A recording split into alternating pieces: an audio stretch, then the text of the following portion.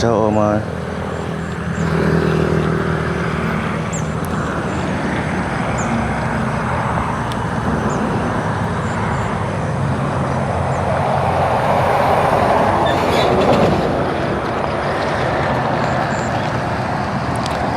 สบายดีตอนเช้าทุกคน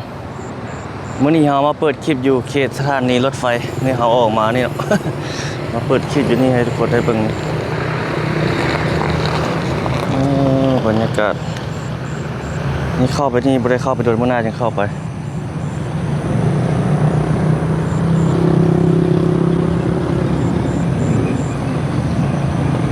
อันนี้เขาเจ้าเกี่ยวยังบ่ทันเกี่ยวเท่าเนาะอันนี้หอมเข้าทุกคนหอมกลิ่นอายเข้าแต่พวกมันเข้ามันหยังเขาเจ้าปลูกข้าวหลาดิเนาะน่าจะเป็นข้าวหลาเดี๋ยวลงเบิ่งก่อน อ้ยอ้ยโอ้ยอ้ยอีโอ้เป็นห้องน้ำไหลแบบนี้ข้าวเจ้าที่เนาะเป็นแบบนี้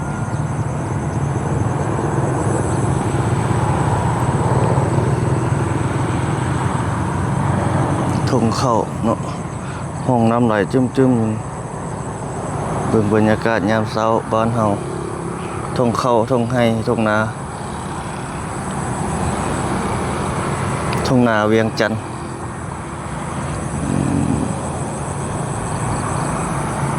เชี่ยวเลยไปเบิ่งการสัญจรไปต่อทุกคน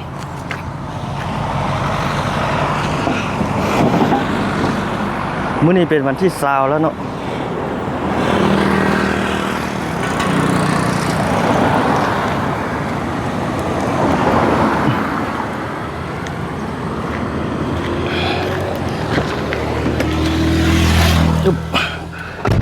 มื้อนี้เป็นวันที่20นั่นละ20เดือนนึง10แล้วเมื่อวานนี้เขาก็ไปถ่ายอย่างบึงท่าหลวงให้ทุกคนได้เบิ่งบึงท่าหลวงเนาะเดือนพระธาตุหลวงทุกคนไปเก็บการสัญจรเบิ่งไปมื้อนี้เนาะออกจากสถานีรถไฟมาแล้วก็มาแวะเปิดคลิปนี่เห็นทุ่งไร่ทุ่งนาตัวนี้เอาก็เลยอยากเก็บบรรยากาศให้ทุกคนได้เบิ่งได้ชมน้ำมันนะ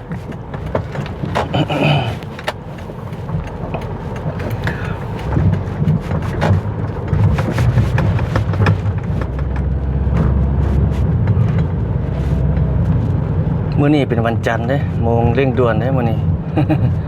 อัปเดตชั่วโมงเร่งด่วนในเวียงจันทน์อีกแล้วในรายวันนี้แล้ว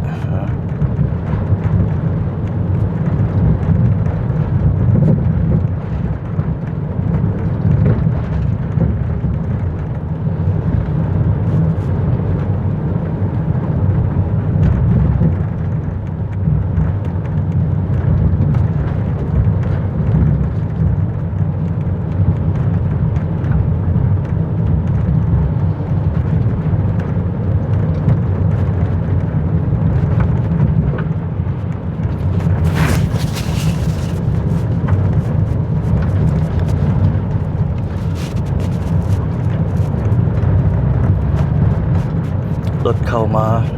กำลังเข้ามาส่งผู้โดยสาร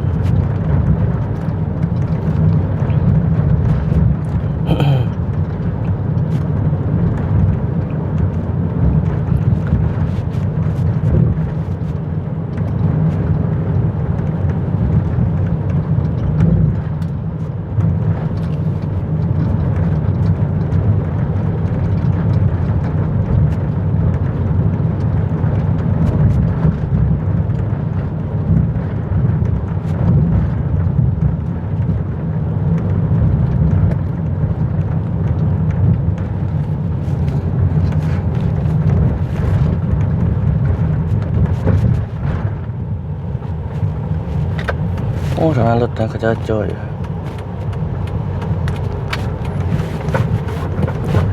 รถบรรทุก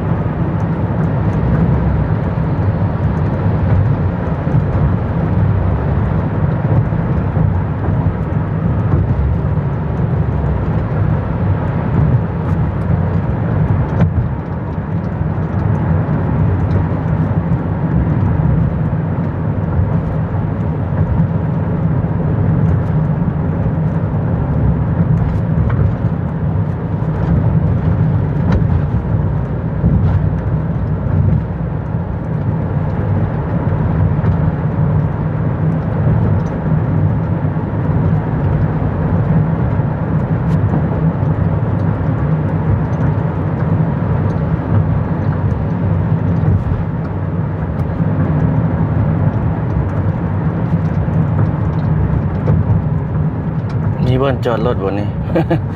มีเข้าไปเลาะเบิ่งตลาดในหน่อยหนึงเช้ามีหยังมาขายเนาะช่วงนี้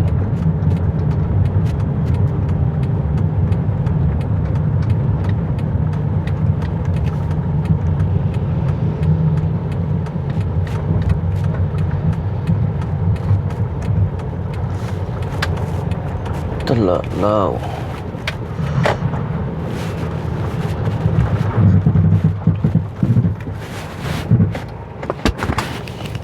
พาทุกท่านไปรอเบิ่งแป๊บหนึงเนาะบ่ได้มารอโดนตึกแล้วอัปเดตเบิ่งทุกคน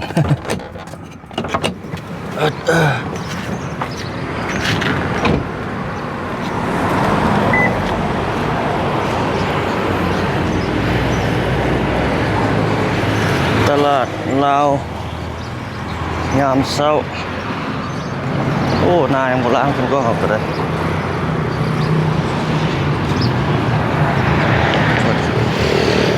ร้านคนจีนเขาจะเปิดเลยก็โอ้ยามเช้าคนมาซื้อแนวอยู่แนวกินหลาย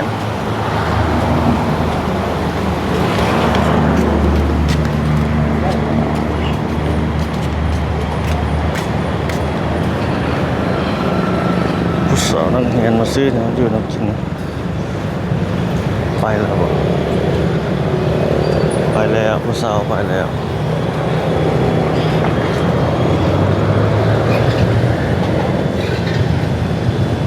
ตลาดลาวเข้าไปเบิ่งทางใน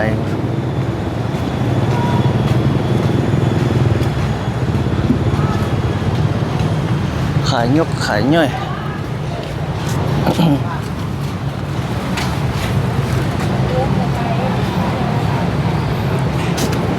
โอ้หมักส้มหมักเนี่ยหมักมาดอะไร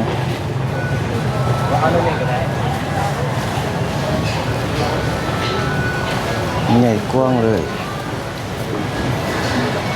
สลอยสดีโอ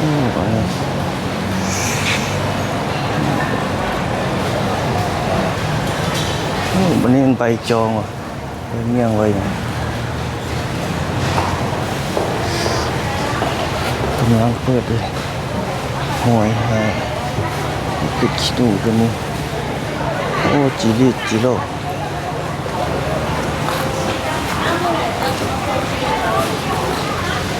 ทางนั้นไปเพิ่นยังบ่เปิดจะมีเนาะเปิดแล้วก็มี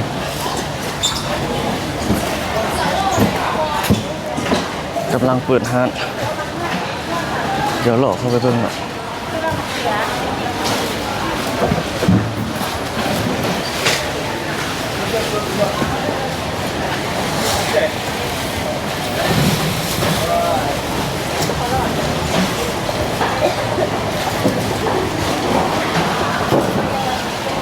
เฮ็ดผักหมี่ชีนะปูปลาโอ้ไม่ได้ตัวจริงเลย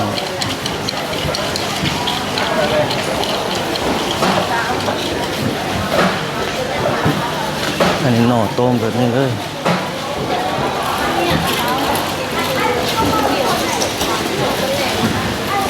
โอ้ปลากบ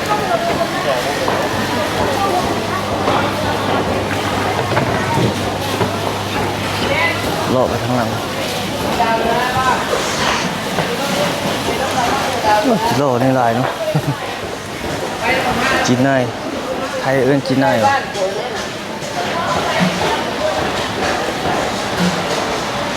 โลจีนายกำลังเปิดก็มีเนาะเปิดแล้วก็มีโอ้นี่ปลาเขาเจ้ากำลังมาเจอมาลงนี่ทำในกินง่ายเรากำลังกระปุกแล้วไปยังไงเสร็จแล้วโอ้หลายเนาะ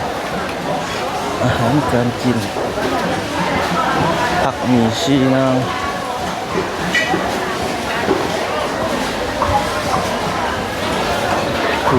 ปูปลากบไก่กุ้งข้างหลังมีบ่อนจอดรถไง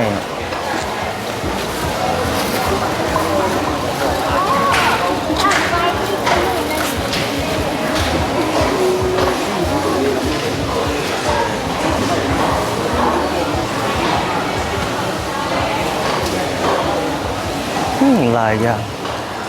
เอิ้นว่าครบ ใหญ่สมควรเนาะอาหารการกินผักมีชีนางขิงอัน โลซาวพันนี่หลายเนาะทั่วพูก็มีหลายอย่างหลายนะโอ้ยังยาวไปพอทุนเลยซ้ำชื่อเนี่ยอยู่แนวกินนะอันดับ2ของตลาดลาวโอซีหนองแตงครับวันนี้กับบึงท่าหลวงเนาะบึงท่าหลวงก็ใหญ่คือกันแต่ตัวนี้น่าจะหลายกว่าบึงท่าหลวงคือเกินกว่าก็จะสิผักแคล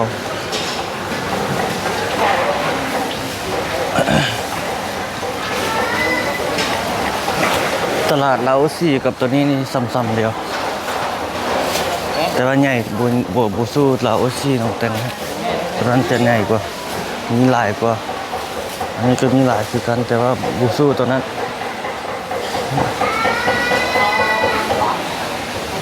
น้ำฮอตพี่เข้าตรงนี้เที่ยวออกไปนี่เขาหลอมมาเลยคุณหลายร้อยเมตรเลย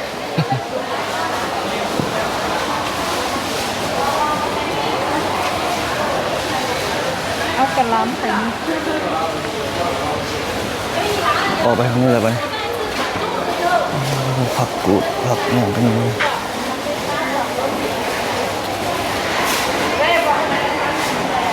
เป็นอาหารของจีนก็มี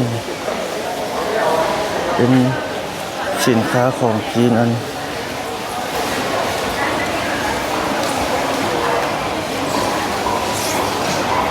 สินค้าจีนสินค้าลาวเราออกไปแล้วได้ปะเนี่ย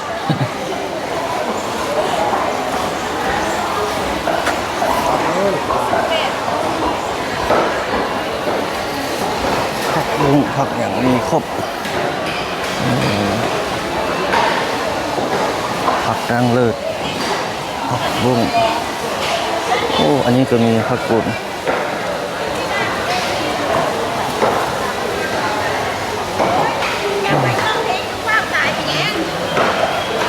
ออกไปแล้วปะเนี่ยโซนซีนจะอยู่บางนั้นเขาจะบ่ไปถ่ายโซนซีนโซนนั้นอยู่ทางบางนั้นมันแดงมันเป็นเลือดเป็นอย่างบ่อยากไปถ่ายกันนะ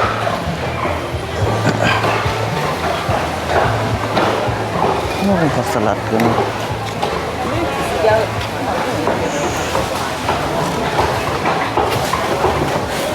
ตะยานอันนี้กินหมูนี่ครับเองหมักแข้ง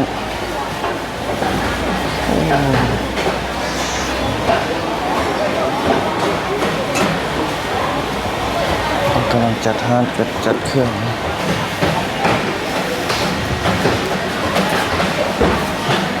ออกไปแล้วฮะส่วนซีนโซนอย่างนี้พวกนี้ซีนหมูซีนงัว อาหารทะเลาะทะเลนี่มัดเนาะนี่คือสาวกำลังไก่ผัก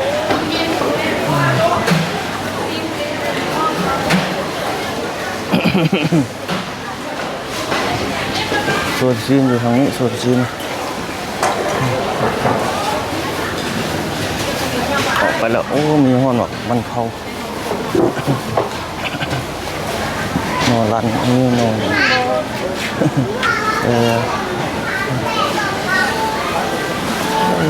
จีนี่หลายจริงจีโร่จีนายจีนหนึ่งออกไปแล้วทุกคนเข้ามาเว้ยเพิ่งจักจนโดนเข้ามาเก็บบรรยากาศ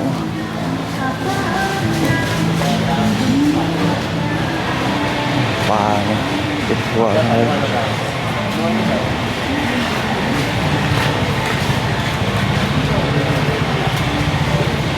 ของอยู่ของกินข้าวซุปข้าวอย่างกันนี่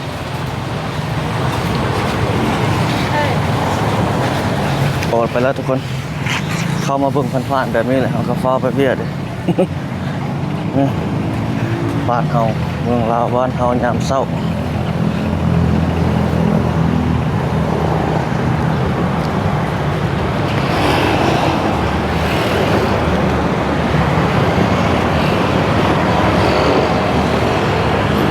นี่เป็นห้างของคนจีนเหรอ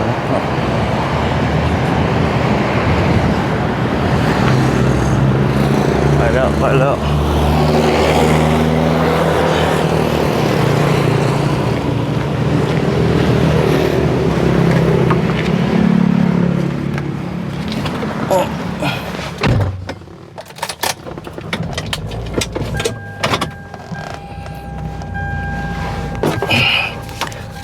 อยู่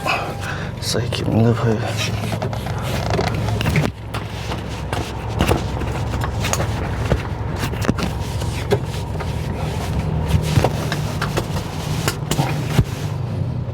ขึ้นมา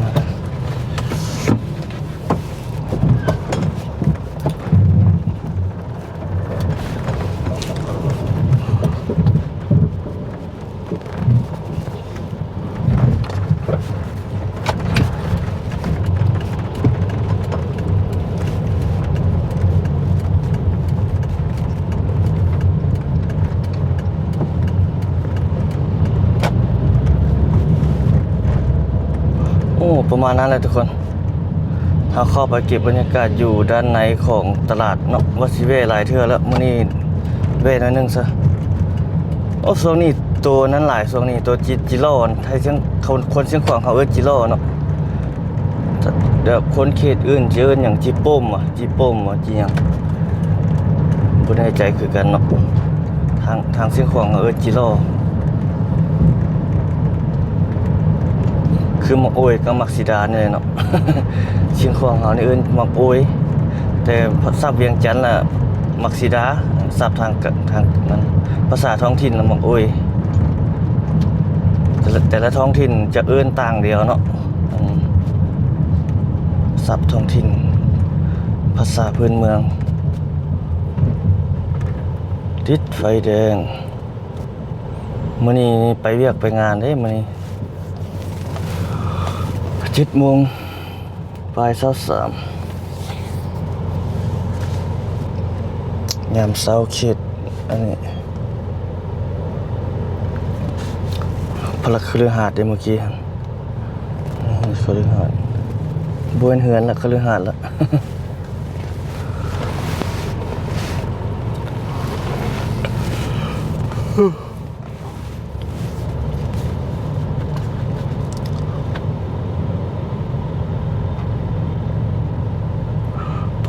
ไป ยังบ่แดงยังบ่เขียวยังแดงอยู่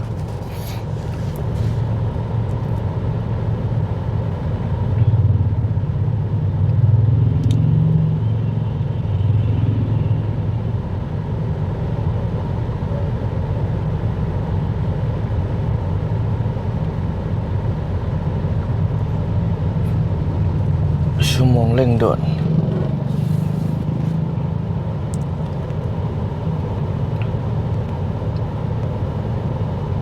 มื้อนี้เป็นวันที่20แล้ว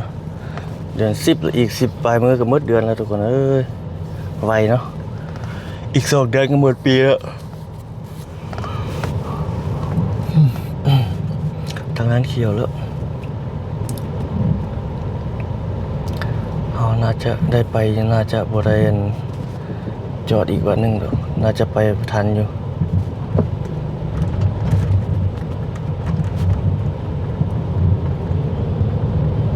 วันเกิดในรถตู้คันนี้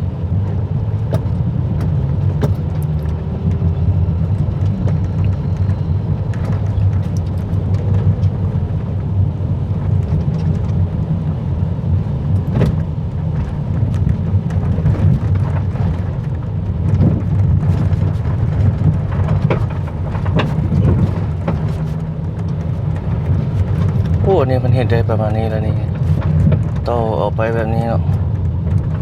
ขยายทางออกไปได้อีกสำนี้กว้างขึ้นอีก แต่มันก็ยังแคบอยู่เพราะว่ามันรถหลายเนาะนี่ก็ขยายออกนี่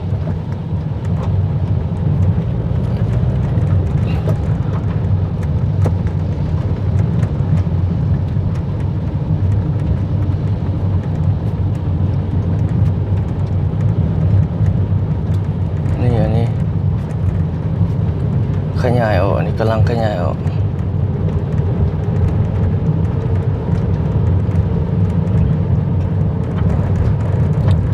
อันนี้เป็นเขตเลี้ยวทางรถเมล์ด่วนผ่านเนาะรถเมล์ด่วน BRT ผ่าน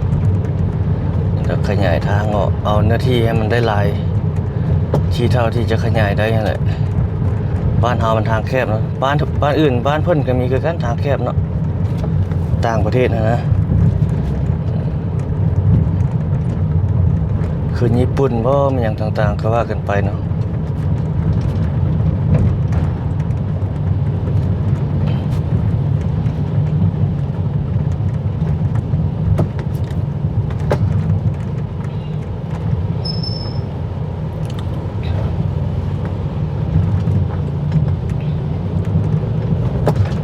โอ้โห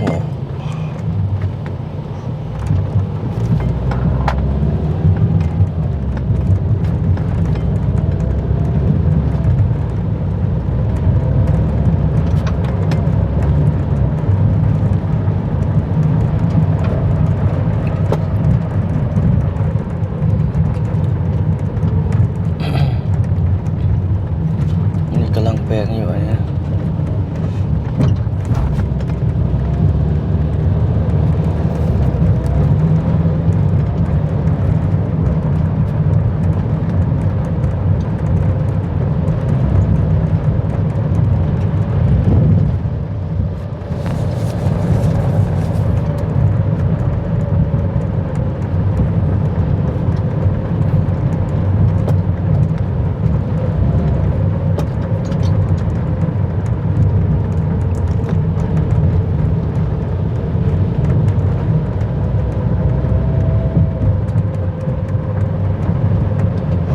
มันมีตัวหนึงนี่มันอย่างอันน่ะมันอย่างมันนี่นะบทให้ประตูโค้งเพิ่นอ้อมสังกะสีเรียบร้อยแล้วเฮาเบิ่งมาเมื่อกี้คือว่าเพิ่นมางออกครึ่งหนึงเดี๋ยวเบิ่งกันเด้อทางหน้าเฮานี่แหละเพิ่นเฮ็ดประตูโค้งมซนะหรือว่าเพิ่นจะขยายทางแถวนี้ออกบ่แน่ใจคือกันเนาะ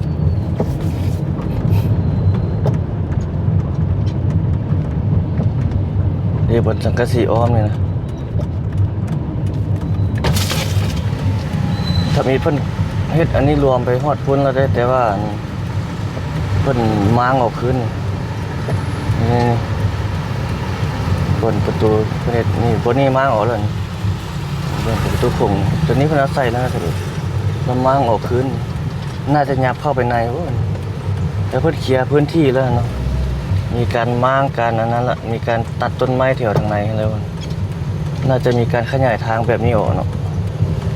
ก็จึงมาตัวสังกะสีสีฟ้าเนาะนี่ทุกคนอัปเดตการเปลี่ยนแปลงไปเรื่อยๆให้ทุกท่านได้เบิ่งแหละคือตัวนี้ทำอีกเพื่อว่าจะใส่วงเวียนตัวนี้ก็ใส่แล้วมันไปไม่ได้เอาออกคืนนะตัวนี้ขยายออกมาฮอดอีกทาง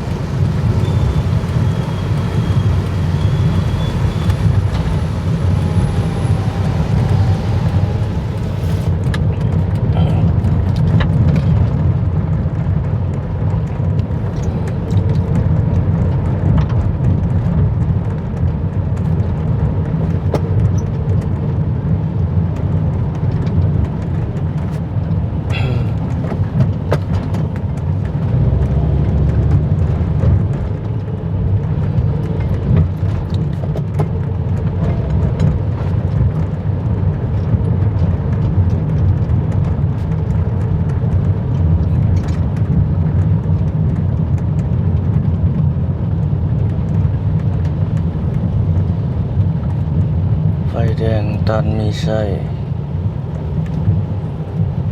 7:30 นาทีแล้ว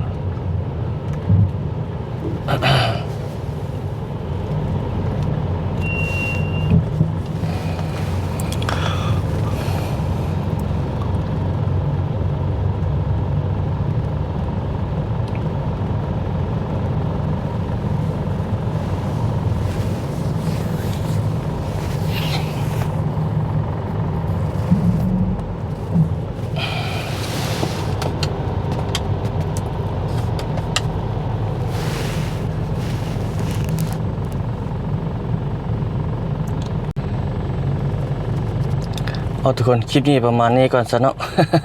ขอบใจทุกท่านที่เข้ามาชมทุกคนเอาไว้พบกันใหม่ในคลิปวิดีโอถัดไปทุกคนเนาะหรือว่าเราจะถ่ายอันนี้ประกอบเสียงเพลงไปทุกท่านได้เบิ่งเนาะเอาขอบใจทุกคนสบายดี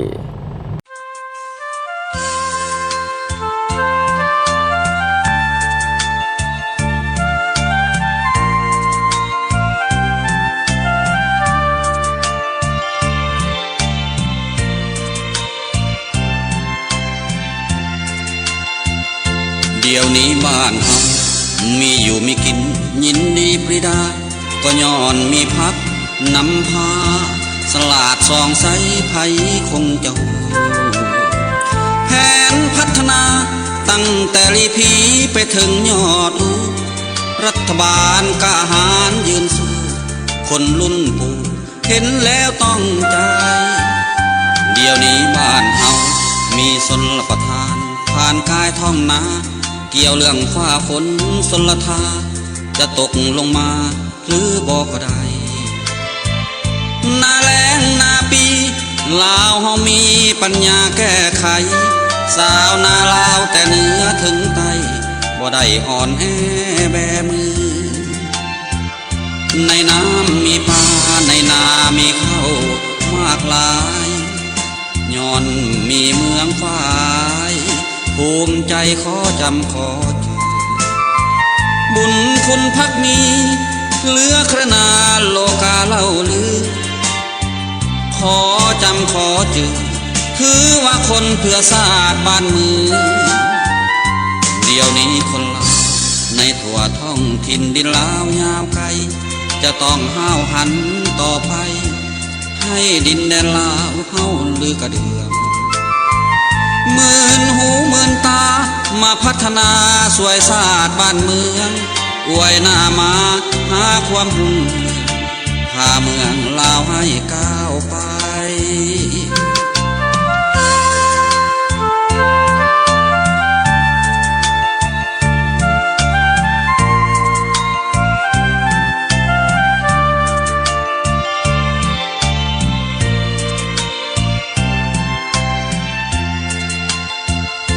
ในน้ำมีปลาในนามีข้าวมากมายย้อนมีเมืองฝ่ายภูมิใจขอจำขอจือบุญคุณพักมีเหลือครนาโลกาเล่าลือขอจำขอจือถือว่าคนเพื่อชาติบ้านเมืองเดี๋ยวนี้คนลาวในทั่วท้องถิ่นดินลาวยาวไกลจะต้องห้าวหันต่อไปให้ดินแดนลาวเฮาลือกระเดืองหมื่นหูหมื่นตามาพัฒนาสวยชาติบ้านเมืองอวยหน้ามาหาความหุ่งเรืองพาเมืองลาวให้ก้าวไป